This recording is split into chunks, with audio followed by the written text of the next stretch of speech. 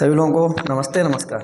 जैसा कि मैंने बताया था, कल आपको इंट्रोडक्शन कराया था हिस्ट्री का कि इतिहास होता क्या है, इतिहास को पढ़ना कैसे है और कितने भागों में हमें बांटकर पढ़ना है। ठीक है, तो हमने कल देखा था इतिहास को हमने 3 भाग में डिवाइड भी किया था।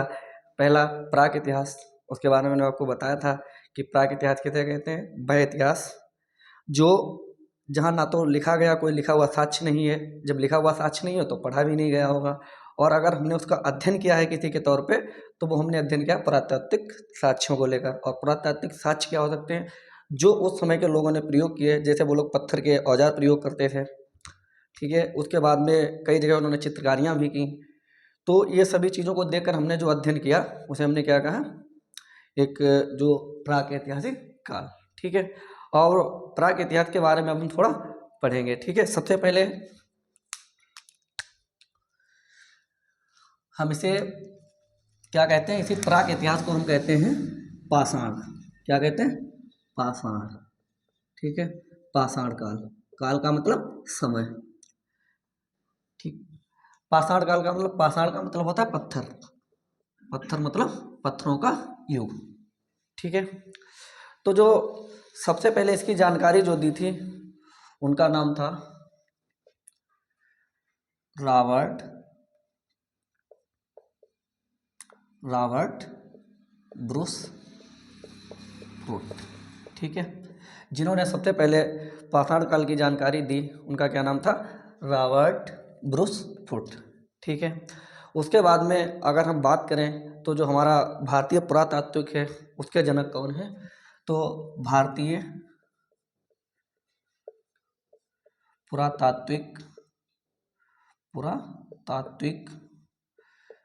के जो जनक हैं उनका क्या नाम है, अलेक्जेंडर कनिंघम। Alexander Cunningham.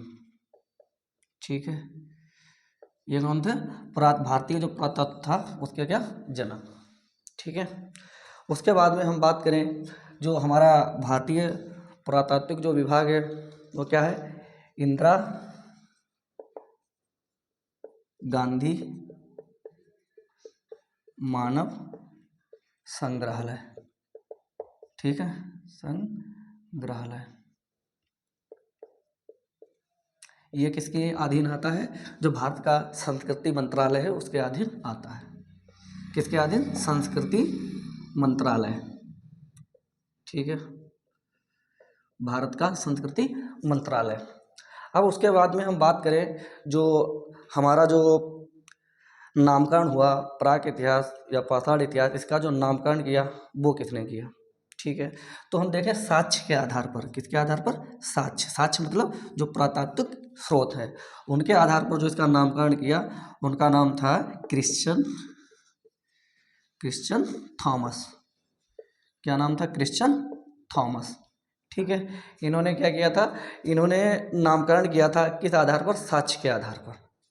ठीक है, उसके बाद में एक और हमारे साइंटिस्ट आते हैं जिन्होंने लिखावट के आधार पर इसका क्या किया, नामकरण किया। लिखावट के आधार पर नामकरण कितने किया, जॉन ब्रूस। क्या नाम था, जॉन ब्रूस।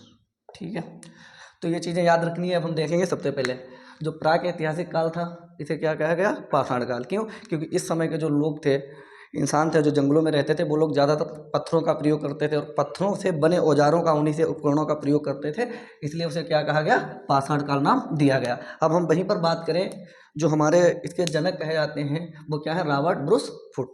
ठीक है, भारतीय पुरातात्विक जो विभाग के जनक हैं वो कौन है, अलेक्जेंडर कनिंघम। जो हमारा संग्रहालय है तो क्या, इंदिरा गांधी मानव संग्रहालय जो पुरातत्व का है इस काल का, वो किसके अधीन काम करता है, भारत के संस्कृति मंत्रालय के अधीन काम करता है। उसके बाद में अगर हम साक्ष्य की बात करें, साक्ष्य के आधार पर जो इसे नाम दिया पाषाण काल वो किसने दिया, क्रिश्चियन थॉमस। ठीक है, और लिखावट के आधार पर जो नाम दिया प्राक इतिहास वो किसने दिया, जॉन ब्रूस ने। ठीक है, तो ये तो हमारा इतना हो गया कि किसने क्या किया। अब आगे का हम देखते हैं।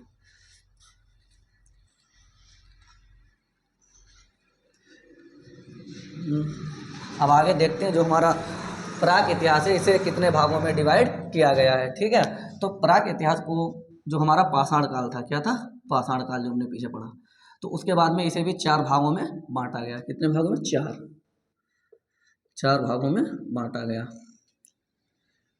ठीक है, तो 4 भागों में जो बांटा गया, इसमें पहला जो भाग था हमारा पुरा पाषाण काल। कौन सा, पुरा पाषाण काल। इसका जो समय है वो है 20 लाख ईसा पूर्व से लेकर 12,000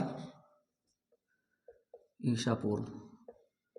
ठीक है, अब बहुत लोगों को ये चीज़ें नहीं समझ में आती कि ईसा पूर्व क्या होता है। ठीक है, तो हम ईसा पूर्व की बात करें, जो ईसा मसीह का जन्म हुआ था उससे पहले की जो तारीख है, जो डेट है, वो कैसी एक घटते हुए क्रम में नोट की जाती है। ठीक है, तो हम देखेंगे 20 लाख ईसा पूर्व से 12,000 ईसा पूर्व तक। अब पूरा पाषाण समय की बात करें तो इस समय मानव कैसा था, क्या कर रहा था, तो सबसे पहले इस समय का जो मानव था कैसा था, जंगलों में रहता था, पत्थरों के बड़े बड़े औजारों का प्रयोग करता था शिकार के लिए। और इस समय का मानव कैसा था, खानाबदोश। ठीक है, और इसी समय के मानव को क्या कहा गया, आदि मानव। क्या कहा गया, आदि मानव। ठीक है, उसके बाद में इस समय का जो मानव था कैसा था, खानाबदोश। खानाबदोश, खानाबदोश का मतलब क्या होता है, जिस प्रकार जानवर होते हैं, जानवरों का काम होता है सिर्फ क्या, कि किसी भी प्रकार से खाना है, रहना और मर जाना है। ठीक है, तो जो सिर्फ खाने के लिए होते थे उसे क्या कहते हैं, खाना बदोश। तो इस समय का जो मानव था वो सिर्फ किस पर डिपेंड था, खाना पर, किसी प्रकार से खाने का प्रबंधन हो जाए, और उससे ज़्यादा उसकी कोई सोच नहीं थी। उसके बाद में देखेंगे इसी समय जो सबसे बड़ा काम हुआ, परिवर्तन हुआ इस काल में, आग की खोज। ठीक है, आग की खोज। मानव ने सबसे पहले जो आग की खोज की वो किस काल में की, पूरा पाषाण काल में। ये सबसे बड़ा एक परिवर्तन था मानव इतिहास में। ठीक है, उसके बाद में एक काम और इसमें हुआ, इसी समय मानव चित्रकारी भी करना सीख गया था। ठीक है, आप देखेंगे जो भीमबेटका, भीमबेटका, भीमबेटका जो कहाँ पड़ता है, मध्य प्रदेश में, एमपी में पड़ता है, मध्य प्रदेश में, कहाँ पर, रायसेन जिले में। ठीक है, यहाँ पर देखेंगे कि सबसे पहले इसी काल में जो मानव ने क्या करा था, यहाँ पर चित्रकारी बनाई थी, भीमबेटका की गुफाओं पर मानव ने चित्र बनाए थे। कब, पुरा पाषाण काल में। सबसे पहले अगर मानव ने कहीं चित्रकारी की तो वो कहाँ था, भीमबेटका में। ठीक है, अब समझते हैं क्या, पूरा पाषाण काल टाइम, ये किसी किताब में अलग अलग भी हो सकता है, इस पर ज़्यादा ध्यान नहीं देना, ये पूछा नहीं जाएगा, इसलिए हम लिख लेते हैं 20 लाख ईसा पूर्व से 12,000 ईसा पूर्व तक। ठीक है, उसके बाद में देखें इस समय का जो मानव था कैसा था, आदि मानव था। आदि मानव कहा जाता था। मानव कैसा था, खानाबदोश था। खानाबदोश का मतलब होता है, बता दिया कि जो सिर्फ खाने का प्रबंधन हो जाए, बाकी आगे की चीज़ें उसके दिमाग में ना आए, उसे हम कहते हैं खानाबदोश। इस समय जो महत्वपूर्ण परिवर्तन हुआ, सबसे कह सकते हैं बहुत बड़ा परिवर्तन था, वो क्या था, आग की खोज। उससे पहले मानव क्या करते थे, जो जानवरों को खाते थे मार के, वो कच्चा खा लेते थे। लेकिन जब आग की खोज हुई तो उसके बाद में उन्होंने मांस को भून कर या उबाल कर खाना प्रारंभ किया। उसके बाद में इसी काल में जो मानव था, मानव ने जो भीमबेटका जगह पड़ती है वहाँ पर सबसे पहले क्या की, चित्रकारी की, और वहीं पर चित्र बनाए। तो इतना जो कुछ परिवर्तन हुआ, ये कहाँ हुआ, ये सब हुआ आपका पुरा पाषाण काल में। ठीक है, अब आगे देखते हैं दूसरा। पूरा पाषाण काल के बाद में आप देखेंगे मध्य पाषाण काल। मध्य पाषाण काल, ठीक है, इसका जो समय है 12,000 ईसा पूर्व से 12,000 ईसा पूर्व से 10,000 ईसा पूर्व। ठीक है, इस समय मानव ने क्या किया, जब धीरे धीरे समय चेंज हुआ तो धीरे धीरे दिमाग का भी विकास हुआ। तो इस समय सबसे पहले मानव ने जो काम किया, जो मानव पहले हथियारों का प्रयोग किया करता था, बहुत बड़े बड़े पत्थरों के, तो मानव ने पहली बार यहाँ पर जो औजार थे वो कैसे बनाए, छोटे छोटे छोटे पत्थरों के औजार बनाना प्रारंभ किए पहली बार यहाँ पर। ठीक है, दूसरा यहाँ पर सबसे बड़ा जो काम हुआ वो काम हुआ कि मानवों को इन्होंने क्या किया, इन लोगों ने मानव को दफनाना स्टार्ट कर दिया। मानव को क्या किया, दफनाना स्टार्ट कर दिया। दफनाना क्या किया, जो मानव होते थे उनको क्या करा, उनको दफनाना स्टार्ट कर दिया। उसके बाद में हम देखेंगे जिसे कहते हैं अंतिम संस्कार, ठीक है।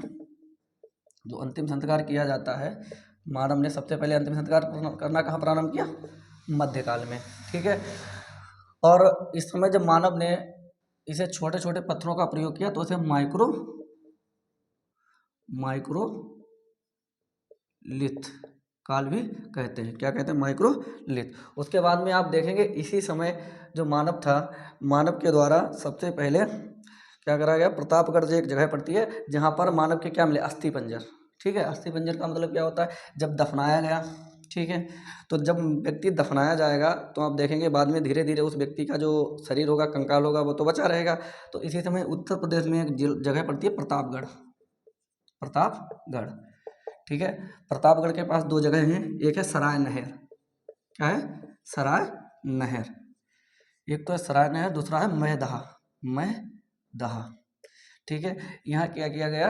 यहाँ पर देखा गया, यहाँ पर मानव का क्या मिला?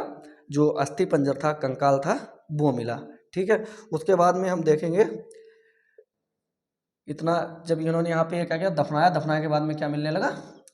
जो मानव के अस्थि पंजर थे वो मिलने लगे। इसी समय आप देखेंगे कि इसके बाद में जो मध्यकाल था इसे माइक्रोलिथ भी कहा गया।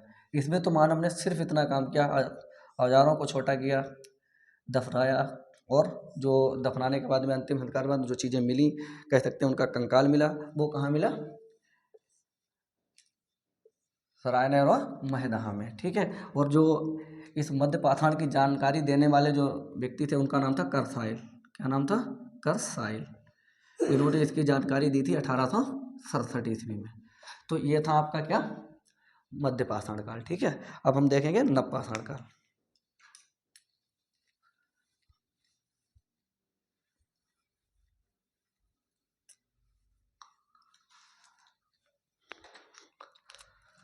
अब क्या देखें? नव पाषाण काल, ठीक है। इसका जो समय दिया जाता है वो समय कितना है? 10,000 ईसा पूर्व से 3,000 ईसा पूर्व, ठीक है। ये देखना है। तो सबसे पहले हम बात करें नव पाषाण की। जो जानकारी देने वाले व्यक्ति थे जिनका नाम था जॉन लुबाक। क्या नाम था? जॉन लुबाक। इन्होंने सबसे पहले किसकी जानकारी दी? नव पाषाण काल की। अब नव पाषाण की जानकारी किसने दी? जॉन लुबाक ने। इस काल में अगर हम देखें सबसे पहले मानव ने क्या करा कि मानव जो था यहाँ पर आवास बनाना सीख गया था। क्या? आवास, एक स्थायी आवास। क्या होता है? स्थायी आवास। मानव ने क्या करा? अपने रहने के लिए आवास बनाना प्रारंभ कर दिए, ठीक है। दूसरे नंबर पे मानव ने कृषि करना सीख लिया। यहीं पे कृषि भी मानव कहाँ करने लगा? नव पाषाण काल में। और इसके बाद आप देखेंगे कि कृषि के बाद साथ साथ मानव ने क्या सीख लिया? पशुपालन। तो मानव ने इस समय पशुपालन भी करना सीख लिया। और इस समय कई चीज़ें और थीं, जैसे सबसे महत्वपूर्ण परिवर्तन इस समय था पहिए का विकास। किसका? पहिए का विकास। मानव ने किसका विकास किया? पहिए का। और पहिए के विकास के साथ साथ मानव ने इसके बाद में आप देखेंगे मनका मतलब जिसे कहते हैं घड़ा, वो भी यहाँ पर बना लिया। किसने? मानव ने, ठीक है। और उसके बाद में एक चीज़ और देखें, कर्नाटक में एक जगह पड़ती है मैसूर के पास इसी काल के राख के टीले भी मिले हैं। कहे के टीले? राख के टीले। तो आप देखेंगे इस समय जो नव पाषाण काल में मानव में क्या परिवर्तन आए। सबसे पहला उसने मकान बनाना सीख लिया रहने के लिए अपने लिए, ठीक है। उसके बाद में कृषि भी करना सीख गया। जब मानव कृषि करना सीख गया तो कहीं ना कहीं देखेंगे अर्थव्यवस्था वहाँ से उसकी सुदृढ़ होने लगी और खाने का प्रबंधन होने लगा। उसके बाद में आप देखेंगे पशुपालन, ठीक है। जब मानव पशुपालन करने लगा तो इसका मतलब जानवरों को भी पालने लगा। उसके बाद में पहिए का आविष्कार एक। अब पहिए की अगर बात करें तो पहिए का अगर विकास हुआ तो ये तो एक महत्वपूर्ण परिवर्तन था अर्थव्यवस्था में भी, हर जगह भी। क्योंकि जब पहिए का आविष्कार होगा तो मानव को एक चीज़ को दूसरी जगह ले जाने में क्या होगी? बहुत ही आसानी होगी। उसके बाद में आप देखेंगे मनका मतलब क्या होता है? घड़ा, ठीक है। घड़ा होता है और घड़े के साथ साथ में ये भी घड़ा भी बन गया। और कर्नाटक के मैसूर में क्या मिले? राख के टीले। उसके बाद में इसी समय अगर हम बात करें पशुपालन के साक्ष्य भी मिले हैं कि मानव ने पशुओं को पाला। सबसे एक साक्ष्य मिला आदमगढ़ में। आदमगढ़ ये कहाँ पड़ता है? मध्य प्रदेश में, ठीक है। और दूसरी जगह पड़ती है बागौर। बागौर एक जगह पड़ती है राजस्थान में। कहाँ? राजस्थान में। तो यहाँ पर इसी नव पाषाण काल में पशुपालन के प्रमाण भी मिले हमें। कहाँ से मिले हैं? एक तो आदमगढ़ से मिले हैं, दूसरे बागौर से। आदमगढ़ जो जगह पड़ती है मध्य प्रदेश में पड़ती है। कहाँ? मध्य प्रदेश में। और बागौर जो जगह पड़ती है वो कहाँ पड़ती है? राजस्थान में। ठीक है। तो नव पाषाण काल के जो परिवर्तन थे ये सब यहाँ पर लिखे हुए हैं, देख लेना सही से। चाहे वो स्थायी आवास हो, कृषि हो, पशुपालन हो, पहिए का विकास हो, मनका हो, या राख के टीले जो मिले हों। जब राख के टीले मिले इसका मतलब मानव ने इस समय आग का प्रयोग कर रहा होगा। उसके बाद में देखेंगे पशुओं को भी पाला, तो आदमगढ़ में मिले और बागौर में। तो इससे हमें पता लग जाता है जो मनुष्य ने क्या किया, पशुपालन स्टार्ट किया। और मानव के द्वारा जो पहला जानवर पाला गया था वो कौन था? कुत्ता। ठीक है। अब आगे देखते हैं, कुछ महत्वपूर्ण तथ्य देख लेते हैं जो इस काल में मिले हैं अलग से। अब सबसे पहले देखेंगे मेहरगढ़, इसी नव पाषाण काल में मेहरगढ़। ठीक है। मेहरगढ़ ये कहाँ पड़ती है? ये जगह पड़ती है पाकिस्तान में। पाकिस्तान का एक प्रांत है जिसकी सीमा अफगानिस्तान से लगती है, जैसे बलूचिस्तान। वहाँ का देखा होगा, न्यूज़ में भी ज़्यादा रहता है कि बलूच लोग क्या है, पाकिस्तान से अपने अलग होने की मांग करते हैं ज़्यादातर। तो वहाँ पर दो पहाड़ियाँ पड़ती हैं, एक पहाड़ी का नाम है सुलेमान और एक का नाम है किरथर। तो मानव ने अगर सबसे पहले कोई कृषि की तो उसका नाम क्या है? जौ और गेहूँ। जौ और गेहूँ। जौ और गेहूँ, इनके साक्ष्य कहाँ से मिले हैं? सुलेमान और किरथर। किरथर पहाड़ी के बीच में। ये कहाँ पड़ती है? ये पड़ती है जो पाकिस्तान की सीमा बनती है अफगानिस्तान से, वहाँ पे। ठीक है। दूसरा हम देखेंगे बुर्ज होम। बुर्ज होम। ठीक है। बुर्ज होम ये क्या जगह है? बुर्ज होम में आप देखेंगे कश्मीर में पड़ती है। ठीक है। यहाँ पर मानव ने क्या किया? यहाँ पर सबसे पहले जो था गर्तावास। क्या था? गर्तावास। ये जगह कहाँ पड़ती है? कश्मीर में। अब गर्तावास का मतलब क्या होता है? यहाँ पर मानव गर्तावास में रह रहा था। गर्ता का मतलब होता है गड्ढा। ठीक है। गड्ढा। गड्ढे के अंदर मानव क्या करता था? मकान बनाकर ज़मीन के अंदर रहने लगा था। और जब ज़मीन के अंदर क्यों रहता था? क्योंकि आप कश्मीर का जो ज्योग्राफिकल स्ट्रक्चर देखेंगे तो वहाँ पर ठंड ज़्यादा पड़ती है। तो ठंड से बचने के लिए मानव ने कहाँ आवास बनाया? ज़मीन को खोद कर। जब मानव ज़मीन के अंदर रहने लगा तो वहाँ पर उसे ठंड से बचने का एक जरिया मिल गया। ठीक है। उसके बाद में हम देखेंगे इसी समय यही बुर्ज होम में एक चीज़ और प्रमाण मिला, जहाँ पर कुत्ता, क्या कुत्ता, कुत्ते को मानव के साथ दफनाया भी गया। ठीक है। कहाँ मिला प्रमाण? बुर्ज होम में। ठीक है। उसके बाद में हम आगे देखेंगे लेहरा देव। लेहरा देव कौन सा है? लेहरा देव। अब अगर हम लेहरा देव की बात करेंगे तो यहाँ पर सबसे जो आप देखेंगे जो प्राचीनतम जो चावल का साक्ष्य मिला है कहाँ से? लेहरा देव से। ठीक है। ये कितने? लगभग 9000 ईसा पूर्व से 7000 ईसा पूर्व के बीच में चावल का साक्ष्य मिला। ये पड़ता है कहाँ? हरियाणा में। ठीक है। एक जगह पड़ती है कोलडीबा। कोलडीबा ये जगह कहाँ है? ये जगह है आपकी बेलन घाटी में। बेलन घाटी। बेलन घाटी कहाँ पड़ती है? पड़ता है उत्तर प्रदेश में। बेलन घाटी किसे कहते हैं? जो हमारा इलाहाबाद का एरिया आता है, गंगा का और यमुना का जो दोआब है उसे हम क्या कहते हैं? बेलन घाटी। तो वहाँ पर सबसे पहले जो नवीनतम चावल का साक्ष्य मिला था वो कहाँ से मिला था? कोहडीवा से। ठीक है। उसके बाद में आप देखेंगे चिरांद एक जगह है। क्या है? चिरांद। चिरांद ये जगह कहाँ पड़ती है? बिहार में। बिहार के सारण जिले में। बिहार में एक जिला सारण, वहाँ पे एक जगह पड़ती है चिरांद। तो चिरांद में देखेंगे जो हड्डियाँ होती हैं, हड्डियों से कई प्रकार के बने उपकरण मिले हैं। कहाँ? चिरांद में। ठीक है। इसी काल में आप देखेंगे, ये तो हो गया आपका इतना। उसके बाद में हम देखते हैं आगे का। आप देखते हैं इसी को एक चौथा एक जो काल दिया गया था उसे क्या कहते हैं? ताम्रपाषाण काल। ठीक है। अब ताम्रपाषाण काल की हम बात कर लेते हैं।